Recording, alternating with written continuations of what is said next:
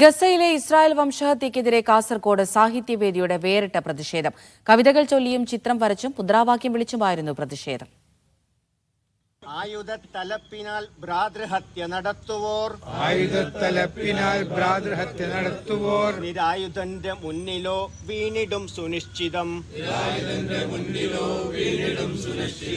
ഗസയിലെ ദുരിതത്തിന്റെ നേർക്കാഴ്ചയായിരുന്നു നാടകപ്രവർത്തകനായ റഫീഖ് മണിയങ്കാനവും മക്കളും അഭിനയിച്ച ലഘു അവതരണം.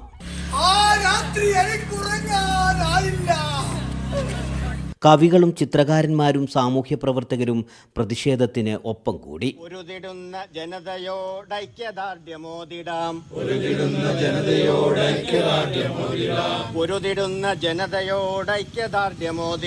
കാസർഗോഡ് സാഹിത്യവേദിയാണ് പ്രതിഷേധ കൂട്ടായ്മ ഒരുക്കിയത്.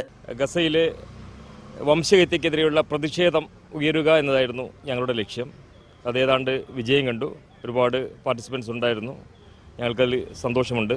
ഇനിയും ഇതുപോലെയുള്ള പരിപാടികളുമായി സാഹിത്യവേദി മുമ്പോട്ട് പോകും. ഭക്ഷണവും വെള്ളവുമില്ലാതെ ബോംബുകൾക്കും വെടിയുണ്ടകൾക്കുമിടയിൽ കഴിയേണ്ടി വരുന്ന ജനതയ്ക്ക് പ്രതീക്ഷയുടെ പുതിയ പുലരിക്കായി തീപ്പന്തമുയർത്തിയായിരുന്നു പ്രതിഷേധ കൂട്ടായ്മ.